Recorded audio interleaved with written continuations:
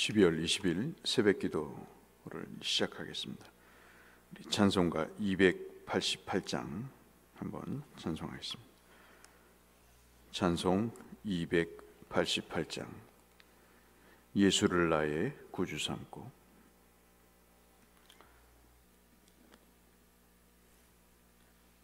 (288장) 예수를 나의 구주 삼고 함께 찬송하겠습니다. 예수를 나의 구주 삼고 성령과 피로써 거듭나니 이 세상에서 내 영혼이 하늘의 영광 누리도다. 이것이 나의 간증이요 이것이 나의 찬송일세. 나 사는 동안 끊임없이 구주를 찬송하리로다. 온전히 주께 맡긴 내 영 사랑의 음성을 듣는 중에 천사들 왕래하는 것과 하늘의 영광 보리로다. 이것이 나의 간증이요 이것이 나의 찬송일세. 나 사는 동안 끊임없이 구주를 찬송하리로다. 주 안에 기쁨 누림으로 마음의 풍랑이 잔잔하니 세상과 나는 간 곳 없고 구속한 주만 보이도다. 이것이 나의 간증이요 이것이 나의 찬송일세. 나 사는 동안 끊임없이 구주를 찬송하리로다. 아멘.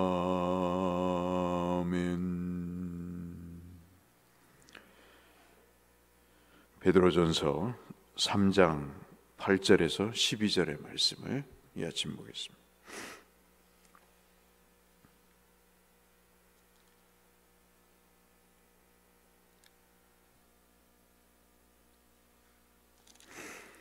베드로전서 3장 8절에서 12절의 말씀.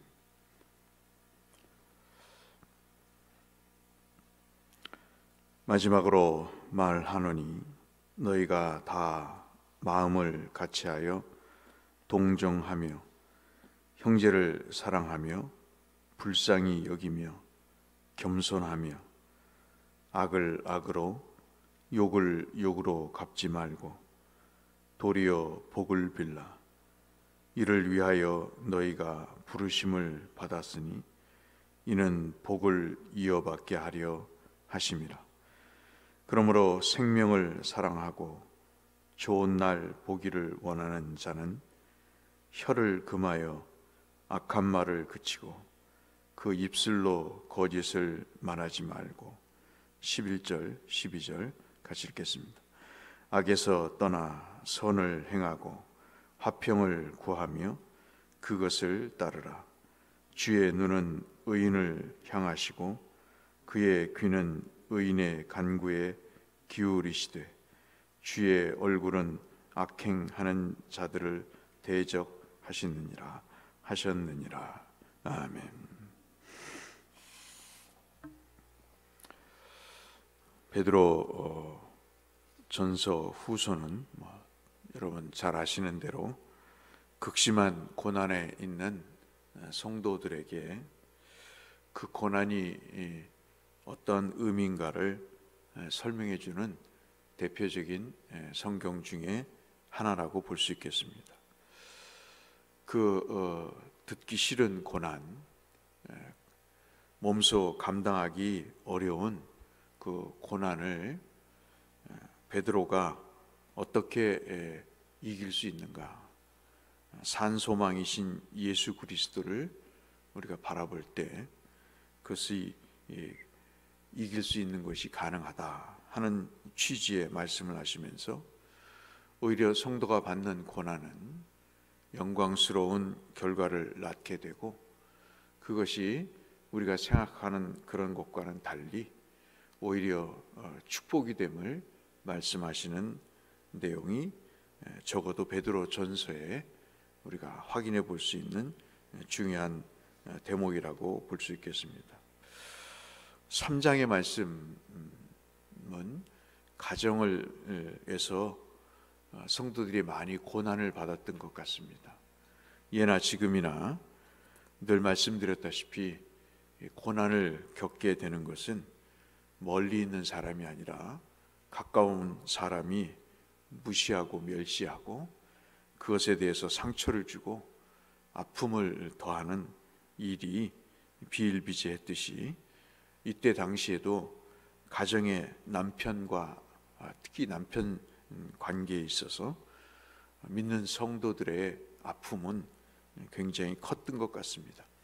그래서 1절에서부터 7절까지 여러분 잘 아시는 아내와 남편에 대한 중요한 말씀을 하시면서 가정에서 고난받는 성도가 어떻게 삶을 살아야 될 것인가에 대한 구체적인 말씀을 해주고 계시고 이 8절부터는 사회생활에 있어서 말씀을 해주시는 대목을 우리가 확인할 수 있습니다.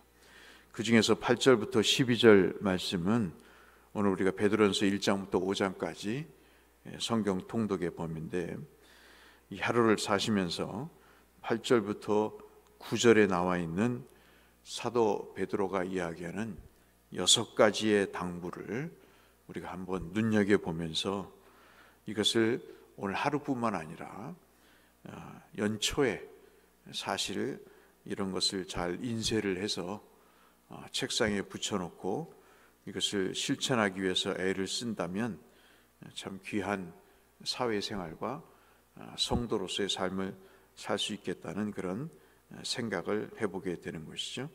그 6가지가 뭐냐면 첫 번째가 마음을 같이 하는 것입니다.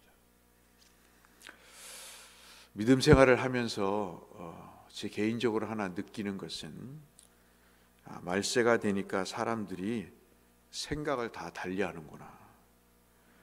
생각하는 것 같지만 배려하지 않고 같이 염려하는 것 같지만 실제로 결정적인 순간에는 그러지 않음을 알게 되면서 인간은 믿을 존재가 못 된다 하는 생각을 가져보는 것이죠. 사도 바울도 그리고 다른 사도들도 특히 사도 바울의 글을 보면 굉장히 이런 마음을 같이 하라는 말씀을 많이 합니다. 로마서 12장 16절에도 서로 생각을 같이 하여 라고 이야기를 하죠. 고린도전서 1장 10절에도 같은 생각과 같은 뜻으로 온전히 합하라고 이야기를 합니다. 빌립보서 2장 2절에서는 생각을 같이 하여 같은 사랑을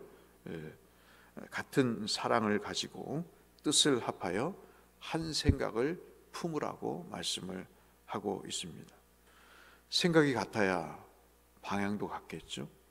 행동하는 그런 노선도 같지 않겠습니까?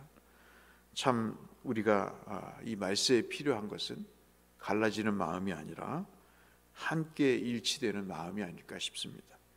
내 의견이 있어도 조율을 하고 또 하고 싶은 일이 있어도 그 시기를 또 양보하고 또 적정한 때에 그러한 내용들을 주장하고 함께 협력하는 것, 그런 것들이 참 중요하다는 생각을 갖게 되죠. 그래서 사도 베드로는 6가지 당부 중에 마음을 같이하며 하루를 사십시오. 그렇게 말씀을 합니다. 두 번째는 서로를 동정하라, 서로를 동정하라 하는 그런 말씀입니다. 이 동정하라는 심파데이스라고 하는 이 헬라 말은 같은 감정을 가지는 거죠. 참 우리가 가정에서든 또는 사회에서든 함께 관계를 나누는 사람이 결정적인 순간에는 배제되고 그 생각과 감정을 공유하지 않는 일일 것입니다. 그것 때문에 참으로 비극적인 일들이 벌어지고 정말 함께 울고 웃는 것이 중요한데 그런 일에 대해서 매정하게 자기의 영역을 구분짓는 일들이 우리 속에 있는 것이 사실인 것 같습니다. 살면서 함께 슬퍼하고 또 기쁜 일이 있으면 함께 나누는 그것은 상식을 넘어서서 인간 관계에 있어서 굉장히 중요한 대목이라고 볼 수 있겠죠. 그래서 베드로는 두 번째로 서로 동정하며 사십시오 라는 말씀을 해주고 계십니다. 그 다음에 세 번째는 형제를 사랑하라는 말씀으로 여러분 고린도전서 13장 4절로 7절에 사랑은 하면서 말씀하시는 내용과 맥을 같이 하는 것이죠. 네 번째는 남을 불쌍히 여기라는 것입니다. 참 살다 보면 불쌍한 사람들이 참 많은 것 같습니다. 돈이 없어서 불쌍한 것이 아니라 생각이 없어서 불쌍하고 믿음이 없어서 불쌍하고 어떤 자기의 신념이 없어서 불쌍한 사람들을 참 많이 보게 됩니다. 이 불쌍히 여기다는 말은 인정을 가지다, 또한 감정을 실어서 사랑하다 하는 그런 의미로 본문은 기록하고 있습니다. 상대의 부족을 보는 거죠. 상대의 약점이 아니라 부족을 보고 그 부족을 채워줄 수 있는 것을 갖는 마음, 그것이 바로 남을 불쌍히 여기다라는 말씀입니다. 사도 바울도 에베소 4장 32절에 잘 아시는 대로 너희는 때로 인자하게 하며 불쌍히 여기며 서로 용서하기를 하나님이 그리스도 안에서 너희를 용서함 같이 하라고 말씀을 하고 있죠. 그래서 이 남을 불쌍히 여기라는 이 말씀은 성도에게 있어서 특별히 자기를 핍박하는 그런 관계 속에 있는 상대방을 향해 품는 참 쉽지 않는 마음 중에 하나라고 볼 수 있겠습니다. 다섯 번째, 사도 베드로가 우리에게 말씀하시는 사회생활 속에서의 6가지 중에 다섯 번째는 친절하라 하는 것입니다. 친절하다는 말은 서로에 대해서 겸손하고 그 다음에 인정을 하라는 의미로 우리가 볼 수 있겠습니다. 마지막 6번째 말씀은 9절에 나와 있는 대로 남을 보복하지 말라고 하는 그런 대목입니다. 9절에 그 유명한 말씀, 악을 악으로 갚지 말고 욕을 욕으로 갚지 말고 도리어 복을 빌라 그러죠. 참 늘 말씀을 드리지만 원수 같은 사람을 향해 우리가 할 수 있는 입 밖으로 사랑합니다라는 말보다도 더 중요한 것은 그 사람의 이름을 불러가며 기도하는 것이죠. 그들의 영혼을 위해서 그의 잘못된 부분들을 주님 불쌍히 여겨달라고, 알지 못하고 하는 일이니 용서해 달라면서 그 영혼을 위해서 기도할 때 그 영혼에 대한 감정이 새로워지고 오히려 더 그를 사랑해야 되는 방법을 찾아갈 수 있는 것이 바로 이런 보복하지 않는 기도하는 마음이 아닌가 싶습니다. 어떻게 원수에게 복을 빌겠습니까? 그것은 주의 말씀이 있기 때문에 그런 것이죠. 악을 악으로 갚고 싶고 욕을 욕으로 갚고 싶지만 그러나 오히려 도리어 복을 빌라고 하시는 주의 말씀이 주상같이 우리에게 임하기 때문에 기도로 그것을 승화하게 되는 것이죠. 여러분 잘 아시는 로마서 12장 17절에도 사도 바울이 말씀하잖아요. 너희 원수를 사랑하며 너희를 저주하는 자들을 축복하라고 주님도 마태복음 5장 44절에 말씀하시고, 암에게도 악으로 악을 갚지 말라고 앞서 말씀드린 로마서 12장 17절에 사도 바울도 말씀을 하고 있습니다. 오늘 6가지 베드로 사도가 우리에게 하루를 살면서 또 한 해를 마무리하고 새해를 시작하는 시점에서 마음을 같이 하십시오. 서로를 동정해 보십시다. 형제를 사랑해 보십시다. 남을 불쌍히 여겨 보십시다. 친절해 보십시다. 보복하지 마십시다 하는 이 6가지의 사회적 관계 속에서의 행동 원리를 말씀하시면서 성도로서의 삶을 고난 중이지만 말씀을 권면하면서 우리에게 들려주고 계십니다. 이 말씀의 길을 따라 오늘도 함께 주님과 동행하시는 복된 우리 모든 성도님들 되시기를 주의 이름으로 축원합니다. 거룩하신 아버지 하나님, 주께서 우리에게 주신 말씀은 우리로 하여금 이 어려운 상황에서 이 말씀의 길을 따라 살기를 바라시는 이것이 영광이요 축복임을 우리에게 들려주시고자 하심임을 저희들을 이 말씀으로 봤습니다. 하나님 아버지, 부족하고 연약하지만 이 말씀에 따라 길을 따라 살고자 하나님 성령의 소욕을 쫓아 살아가는 하루와 우리의 삶이 되게 하여 주옵소서. 예수님 이름으로 기도드렸습니다. 아멘. 하늘에 계신 우리 아버지, 아버지의 이름을 거룩하게 하시며 아버지의 나라가 오게 하시며 아버지의 뜻이 하늘에서와 같이 땅에서도 이루어지게 하소서. 오늘 우리에게 일용할 양식을 주시고 우리가 우리에게 잘못한 사람 용서하여 우리 죄를 용서하여 주시고 우리를 시험에 빠지지 않게 하시고 악에서 구하소서. 나라와 권능과 영광이 영원히 아버지의 것입니다. 아멘. 오늘 하루도 하나님의 은혜와 축복 가운데 모두가 평안하시고 형통하시기를 빌면서 우리의 중보가 필요한 영혼들을 위해서 우리 특별히 대곡교회 신앙의 회복을 위해서 함께 기도하며 주 앞에 나가도록 하겠습니다. 기도하겠습니다. 사랑하시는 아버지 하나님, 오늘도 은혜 가운데 눈을 뜨게 하셔서 감사합니다. 생명을 주신 하나님을 찬양합니다. 은혜를 베푸신 주 여호와의 은총을 하나님 송축합니다.